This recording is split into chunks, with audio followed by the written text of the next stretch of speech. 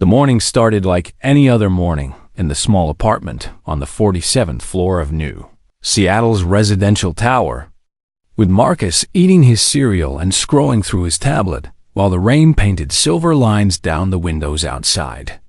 His roommate Zethkari stood in the kitchen doorway, and Marcus knew something was wrong immediately because the 7-foot-tall alien was standing completely still, which he only did when he was about to say something very serious or very strange.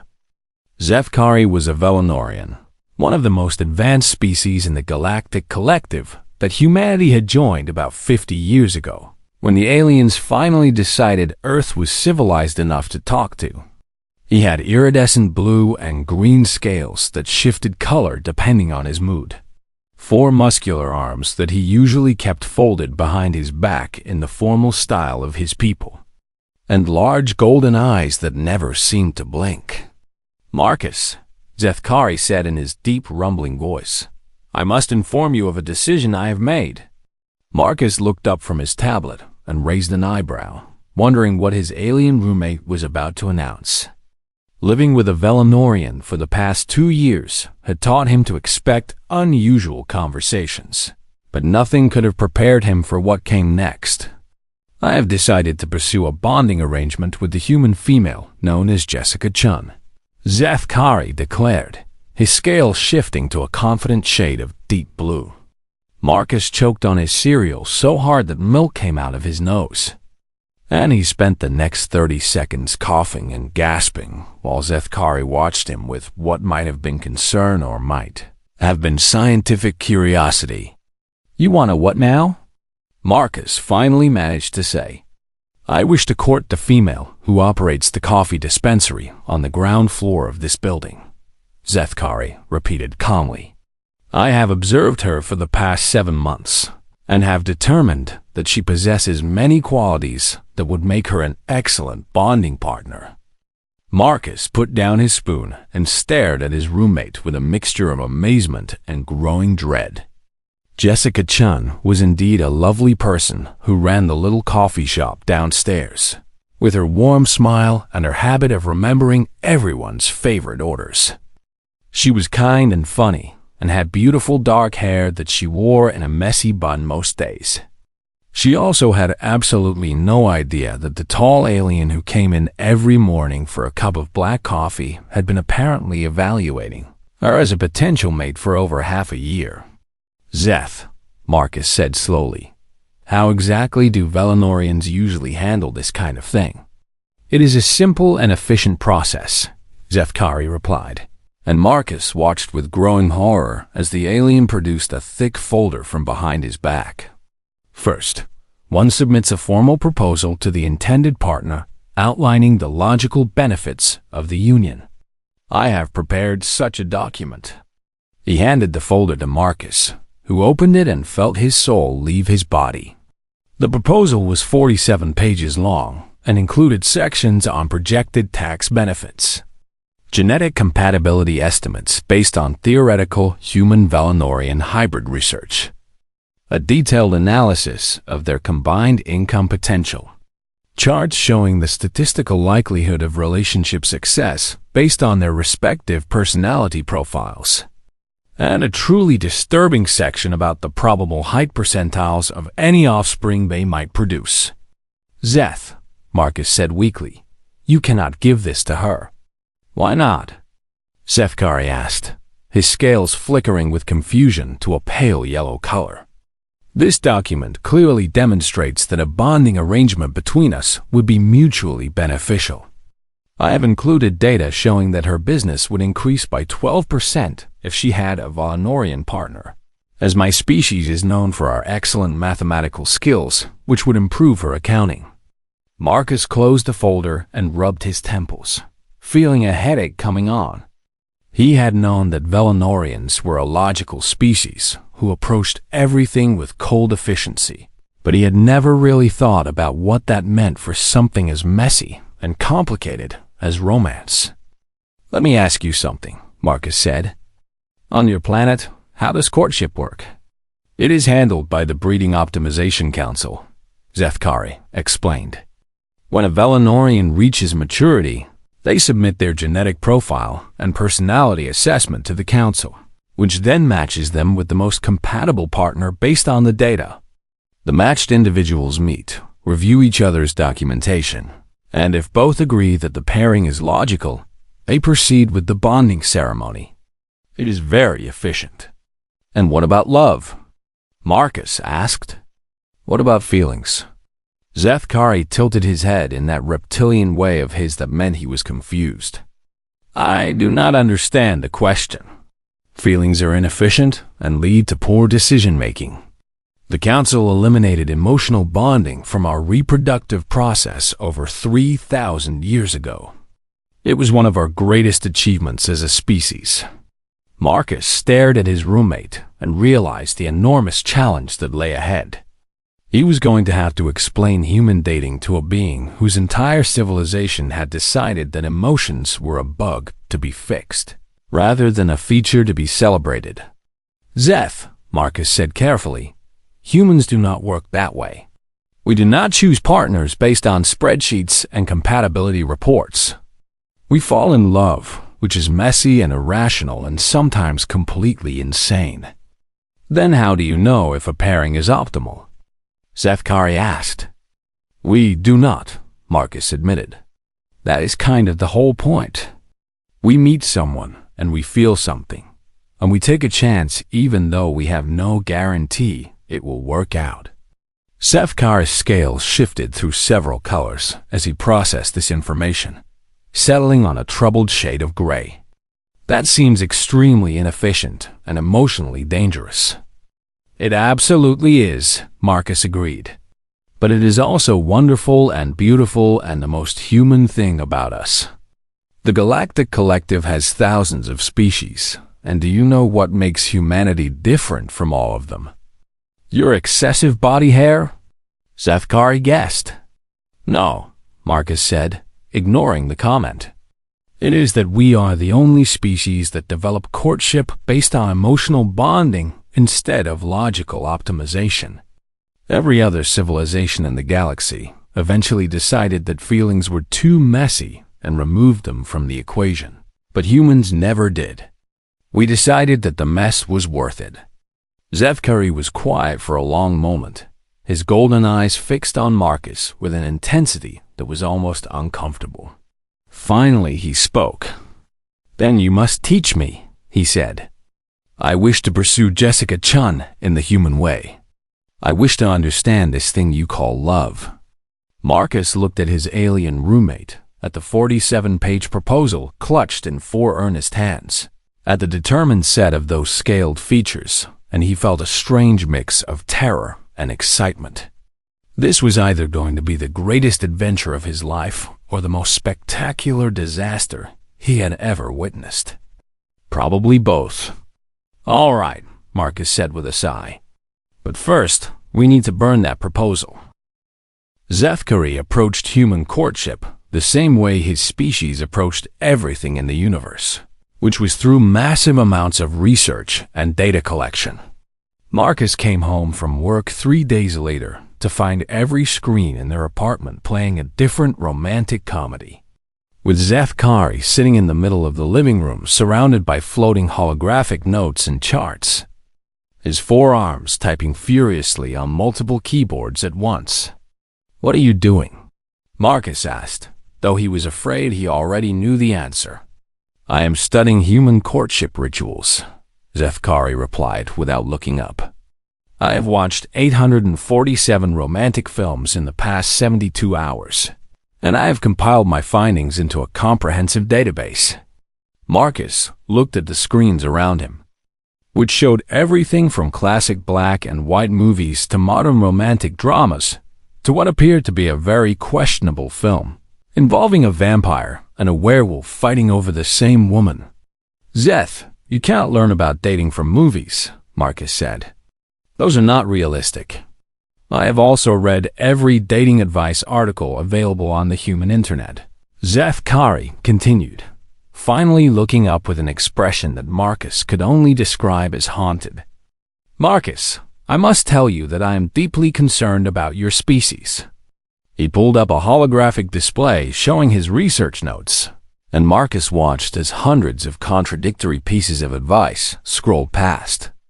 According to my research, I am supposed to be confident but not arrogant, interested but not desperate, available but not too available, honest but also mysterious. And I should definitely text her back immediately, but also wait exactly 3 days before responding. Zeth, Kari said, his scales flickering with distress. How can all of these things be true at the same time? They cannot, Marcus admitted. Dating advice on the internet is mostly garbage. I also do not understand something called playing hard to get, Zethkari continued. At first I believed this was a military strategy, but apparently it means pretending not to be interested in someone you are actually interested in. Why would anyone do this? Is it not simply lying? It is complicated, Marcus said weakly. And what is ghosting? Zethkari demanded.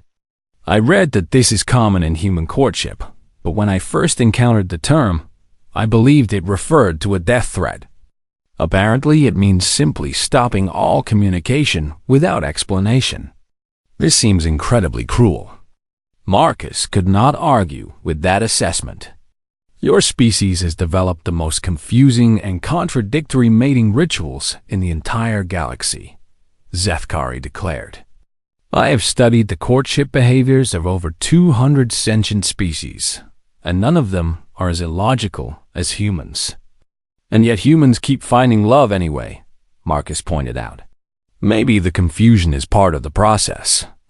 Zethkari made a sound that might have been a sigh or might have been a growl of frustration. I have also conducted field research, he said. I interviewed 17 humans about their relationship experiences. You interviewed random people about their love lives? Marcus asked. Yes, and I have compiled the data into spreadsheets, Zethkari confirmed. The results were not encouraging. 63% of my subjects reported that their last relationship ended in what they called heartbreak, and yet 94% said they would try again. This makes no logical sense. Marcus smiled despite himself. That is because love is not about logic, Zeth. It is about hope. Zethkari stared at him for a long moment, then nodded decisively. Very well. Based on my research, I have developed a plan for my first courtship attempt. I will approach Jessica Chun tomorrow morning using a technique I observed in multiple films. What technique? Marcus asked nervously. The romantic gesture involving music played from a portable device, Zethkari said proudly, holding up what appeared to be an ancient boombox he had somehow acquired. According to my research, this is a highly effective method of demonstrating romantic interest. Marcus felt a chill run down his spine. Zeth, that only works in movies. In real life, it is usually considered creepy and invasive. Nonsense, Zethkari said confidently. I have selected the perfect song. My translation software identified it as a romantic ballad that speaks of deep passion and eternal devotion. The next morning, Marcus received a frantic call from his roommate. Marcus, something has gone wrong, Zethkari said, and even through the phone Marcus could hear the sounds of chaos in the background. Jessica Chun did not respond to my romantic gesture as the films predicted. She screamed and ran inside her shop, and now several security officers are asking me questions. Marcus ran downstairs to find Zethkari surrounded by 3 building security guards while confused onlookers gathered nearby. The boombox lay on the ground, still playing what was very clearly not a romantic ballad. Zeth, Marcus said slowly, what song did you play? I am not entirely certain anymore, Zethkari admitted, his scales a mortified shade of purple. My translation software may have made an error. Marcus picked up the boombox and listened. The song was Swedish death metal, complete with screaming vocals and thundering drums that sounded like the soundtrack to a horror film. Your software confused this for a love song? Marcus asked. The lyrics apparently speak of hearts being consumed by fire, Zethkari explained miserably. I believed it was a metaphor for passion. Marcus spent the next hour smoothing things over with security and apologizing to a very confused and frightened Jessica, who had apparently thought she was being threatened by her tall alien customer. Back in their apartment, Zethkari sat on the couch looking more defeated than Marcus had ever seen him. His scales were a dull gray color that Marcus had learned meant deep sadness. I had failed, Zethkari said. I studied so hard and I still got everything wrong. Perhaps my species was right to eliminate emotions from bonding. They are too complicated and painful. Marcus sat down next to his friend and put a hand on one of his forearms. Zeth, everyone fails at dating. That is normal. The first attempt almost never works out.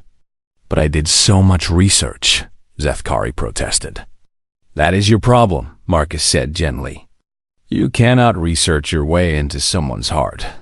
Human courtship is not about data and strategies. It is about connection. I do not understand, Zethkari admitted. I know, Marcus said. And that is okay. Tomorrow, I am going to teach you the one thing that all your research missed. What is that? Zethkari asked. How to just be yourself, Marcus replied. No strategies, no techniques, no grand gestures. Just genuine connection between two people. Zethkari looked skeptical, but he nodded. I will try, he said. For Jessica, I will try anything. Marcus smiled and hoped that his alien friend was ready to learn the hardest lesson of all. That sometimes the bravest thing a person could do was simply show up and be real. Word traveled fast through the Galactic Collective, and the story of a Velanorian attempting unoptimized emotional bonding with a human spread across 1,000 worlds within weeks. It started when Zethkari's cousin back on his homeworld noticed the changes in his video messages. The cousin mentioned it to a friend, who mentioned it to a scientist at the Social Behavior Institute, and suddenly Zethkari's love life had become a topic of galactic interest. The first sign of trouble came when 3 different alien researchers showed up at the apartment, asking to interview Zethkari about his fascinating psychological deviation. I am not a research subject, Zethkari said firmly, closing the door in their faces. But more kept coming. A Thalian biologist wanted to scan his brain to see if the human emotions were causing measurable changes. A Crix philosopher wanted to debate whether his feelings were genuine or simply a sophisticated mimicry.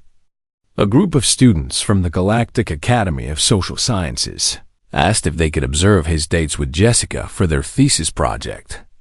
This is getting out of control, Marcus said one evening as they hid in the apartment with the blinds drawn, ignoring the buzzing of yet another alien journalist at their door. But the worst message came directly from Velanor itself. Zethkari stared at the official communication on his tablet, his scales draining to a pale white color that Marcus had never seen before. The Breeding Optimization Council has sent a formal inquiry, he said quietly. They want to know if I have suffered neurological damage that is causing this aberrant behavior. What did you tell them? Marcus asked. I have not responded yet, Zethkari admitted. I do not know what to say. On my world, what I am doing is considered a mental illness.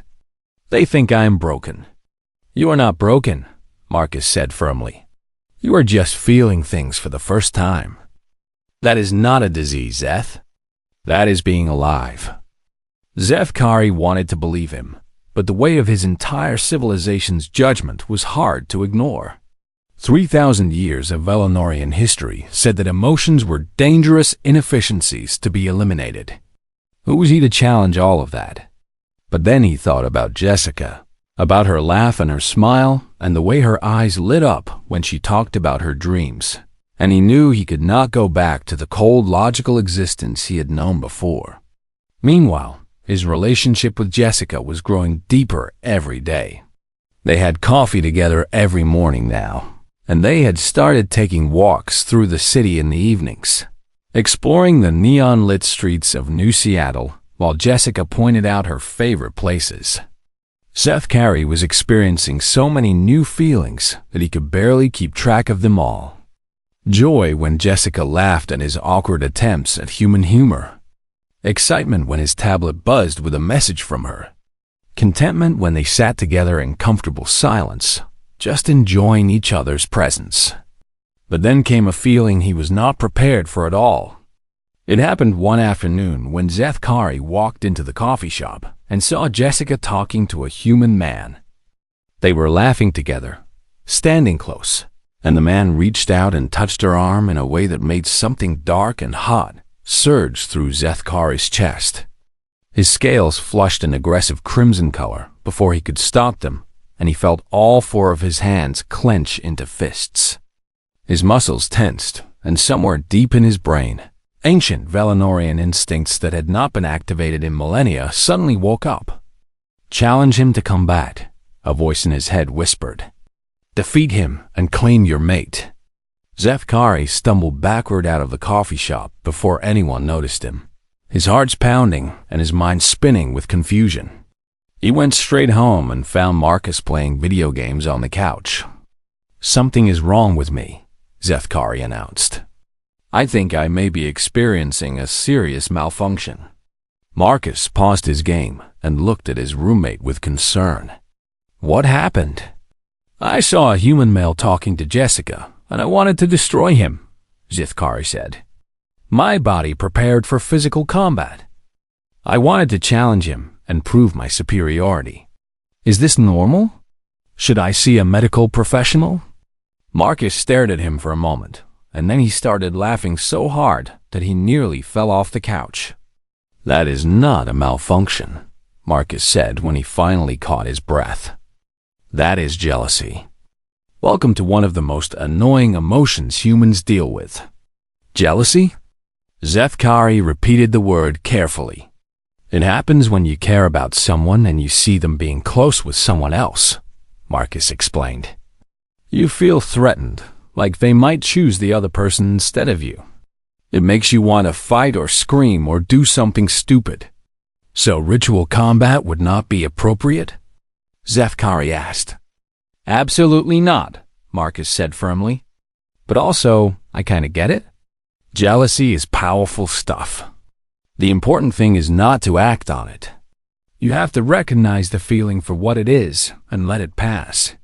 Seth Carey sat down heavily on a chair, his scales slowly fading from crimson back to their normal blue-green. "There are so many feelings," he said. "How do humans manage to function with all of this happening inside them all the time?" "Practice," Marcus said with a shrug.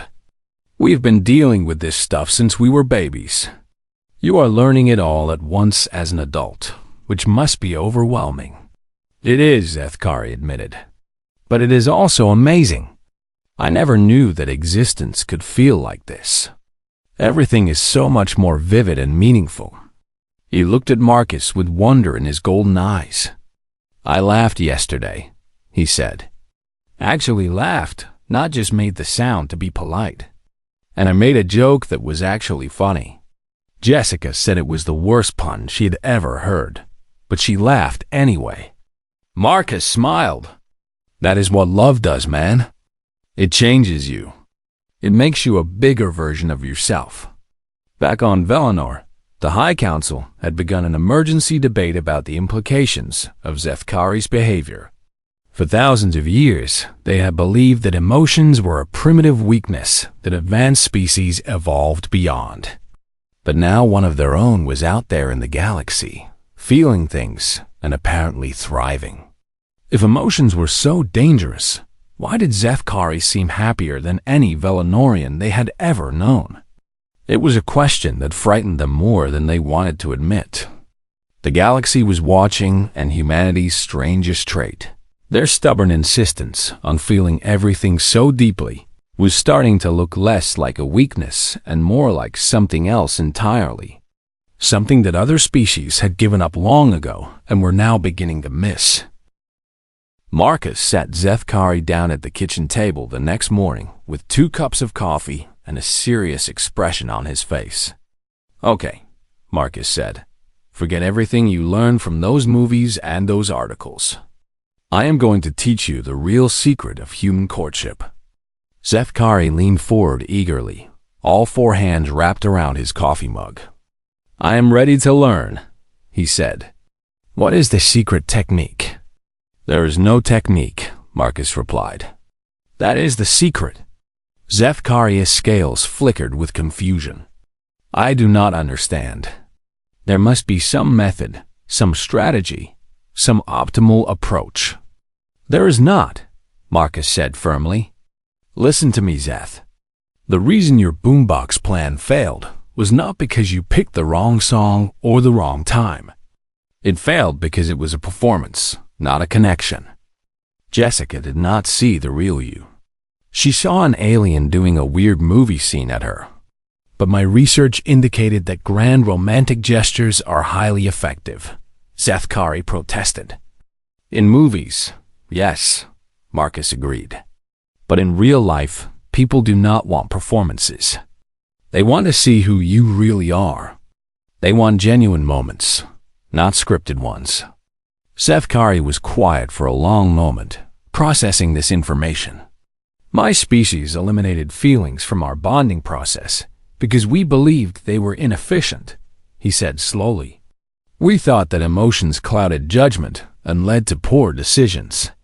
"Maybe they do sometimes," Marcus admitted. "But they also lead to something your species gave up. Connection. Real, deep, meaningful connection with another person." "I have never experienced such a thing," Zethkari said quietly. "On my world, bonds are practical arrangements. My parents were matched by the breeding council and have never expressed any emotional attachment to each other. They respect each other and cooperate effectively, but there is nothing beyond that." Marcus felt a sudden sadness for his friend. "That sounds lonely," he said.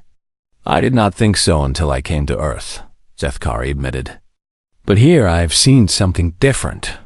I have watched human couples hold hands and laugh together. I have seen the way they look at each other, like the other person is the most important thing in the universe. I have never experienced that look, Marcus, but I want to." "That is called love," Marcus said gently. "And you cannot fake it or strategize your way into it. You can only find it by being vulnerable and real with another person. Vulnerability is considered a weakness on my world," Zethkari said. "On Earth we have a different view," Marcus replied. "We think vulnerability is actually a kind of strength. It takes courage to open yourself up to another person, to let them see the real you with all your flaws and fears. That is what humans find attractive, not perfect performances but genuine souls." Zethkari considered this for a long time, his scales slowly shifting through various colors as he thought. "So what should I do?" he finally asked. "How do I show Jessica the real me?" "You just talk to her," Marcus said. "Not with a plan or a script. Just go down to her coffee shop and have a conversation.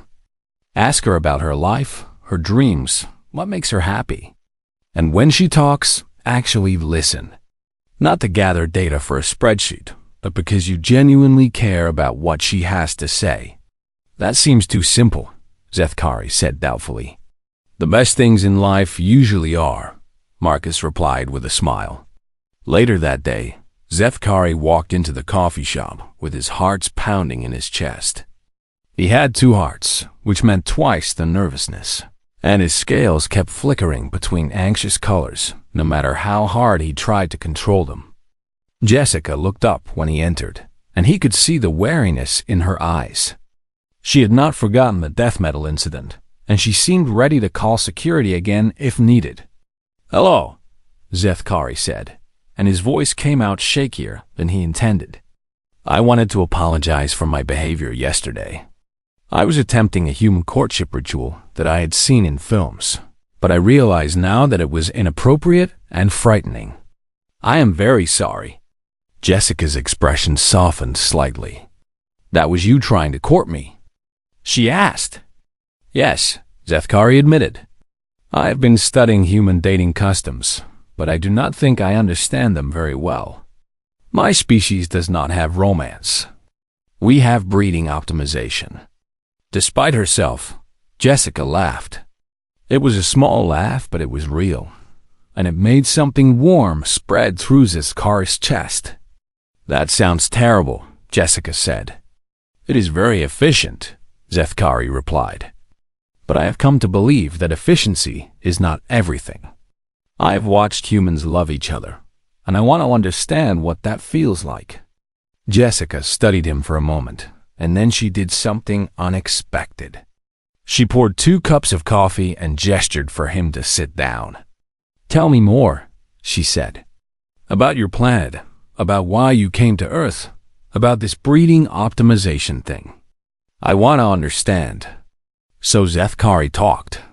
He told her about the cold efficiency of his homeworld, about the breeding council and the genetic matching and the relationships that were more like business partnerships. He told her about coming to Earth and seeing something different, something warmer, something he could not name but desperately wanted. And then he stopped talking and he listened. Jessica told him about growing up in New Seattle, about her grandmother who had taught her to make coffee, about her dreams of opening a bigger shop someday. She told him about her fears and her hopes and her favorite flavor of ice cream. When she mentioned that her grandmother was sick in the hospital, Zethkari felt something strange happen in his chest. He felt sad, but not for himself. He felt sad for Jessica, and he wanted to make her pain go away. On his world, he would have offered statistics about survival rates and treatment options. But that was not what Marcus had taught him. "That must be very difficult," Zethkari said instead. "I am sorry you are going through that." Jessica looked at him with surprise, and then something in her expression changed. It was subtle, but Zethkari could see it. The wariness was gone, replaced by something softer. "Thank you," she said quietly. "That actually means a lot." They talked for 2 more hours that day, until Jessica had to close the shop. When Zethkari finally left, his scales were glowing a warm shade of pink that he had never seen on himself before. "Same time tomorrow?" Jessica asked as he walked out the door. "Yes," Zethkari said, and he could not stop his face from doing something it had never done before. He was smiling. Marcus was waiting when Zethkari got back to the apartment. "How did it go?" he asked. Zethkari stood there for a moment, processing the strange new feelings flooding through his system. "I think I understand now," he said slowly. "I think I am beginning to understand what love might feel like." Marcus grinned. "Welcome to humanity, buddy."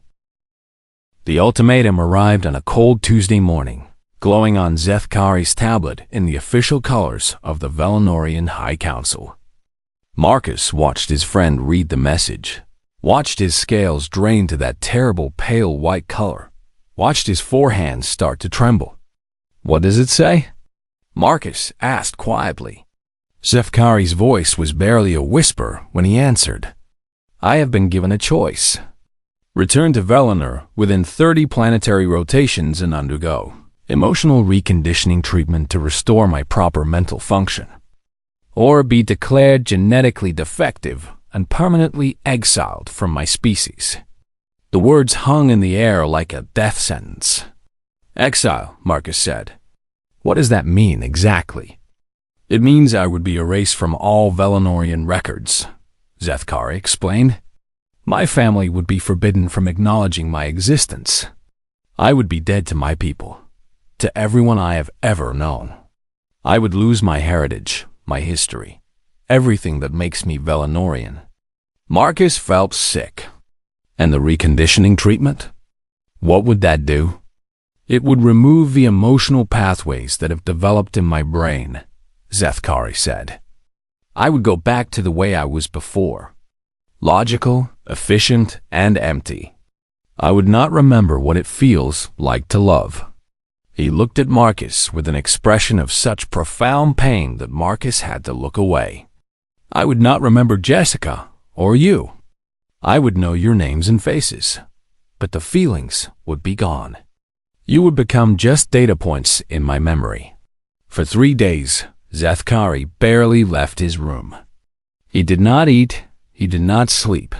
He just sat there staring at the ultimatum on his tablet, his scales cycling through every shade of gray and white that Marcus had ever seen. Jessica came by every day, worried about why Zethkari had stopped visiting the coffee shop. Marcus told her the truth because he did not know what else to do. That is not a choice, Jessica said angrily. That is blackmail. They are telling him to stop being happy or lose everything. That is how his people see it, Marcus agreed. They think emotions are a disease. They genuinely believe they are offering him a cure. On the 4th day, Zethkari finally emerged from his room. He looked terrible, his scales dull and his eyes rimmed with exhaustion. But there was something different about him too. There was a determination in his posture that Marcus had not seen before. I need to talk to Jessica, Zethkari said. Will you come with me? They found her closing up the coffee shop for the evening, and she immediately rushed over when she saw Zethkari. Are you okay? She asked. I have been so worried. I need to tell you something, Zethkari said. And I need you to listen to all of it before you respond. So he told her everything. He told her about his species and their history, about the Breathing Council and the elimination of emotions, about the 3,000 years of Velanorian civilization that said love was a weakness to be cured. He told her about the ultimatum and what each choice would cost him. If I go back and undergo the treatment, I will lose everything I have felt for you, he said. I will become a stranger who happens to share my memories. The Zethkari who loves you will effectively die. And if you refuse? Jessica asked, her voice shaking. Then I will be exiled. I will never see my homeworld again, never speak to my family, never be acknowledged by any Velanorian in the galaxy. I will be alone in a way that is hard for humans to understand. Jessica was crying now, tears streaming down her face. So there is no good option? Either way, you lose something precious? Yes, Zethkari agreed. But Marcus taught me something important about human love. He taught me that it is not about optimization or finding the perfect path. It is about choosing what matters most, even when the choice is hard. He took Jessica's hands in 2 of his own, and his scales began to glow with that warm pink color that Marcus had come to recognize as love. My people think I am broken, Zethkari said. They look at what I have become, and they see disease and malfunction. But I have never felt more whole than I do right now, standing here with you. He took a deep breath, and when he spoke again, his voice was steady and sure. I do not know what I am doing. My species thinks I have gone insane.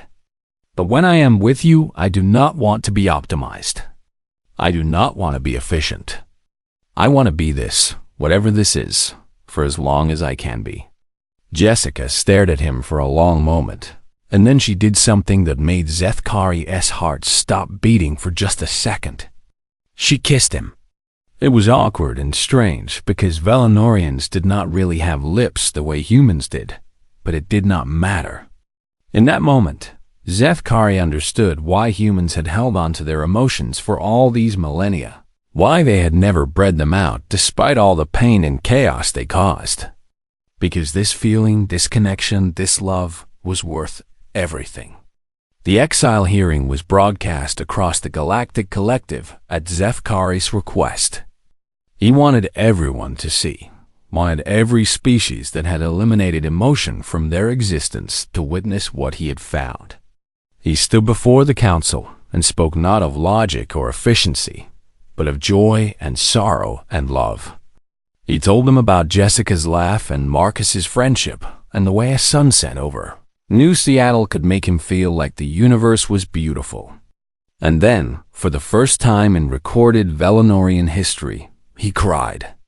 The tears streamed down his scaled face as the council declared him exiled. And across the galaxy, billions of beings from hundreds of species watched in stunned silence. They had all given up emotions long ago. They had all decided that the pain was not worth the pleasure, that the vulnerability was not worth the connection. But now they were watching a Velenorian weep, and something strange was happening in their cold, logical minds. Something that felt almost like longing. Zethkari walked out of the hearing with his head held high, and Jessica and Marcus were waiting for him outside. I lost everything, Zethkari said quietly. No, Jessica replied, taking his hand. You found something. Something your people forgot how to look for. What is that? He asked. Marcus smiled and put an arm around his alien friend. A reason to feel, buddy. A reason to feel. And across the galaxy, the video of the exile hearing continued to spread. And species that had not felt emotions in millennia began to wonder if maybe, just maybe, those strange, illogical humans had been right all along. Maybe the most advanced thing a civilization could do was not to optimize away their feelings, but to embrace them. Maybe love was not a bug to be fixed. Maybe it was the whole point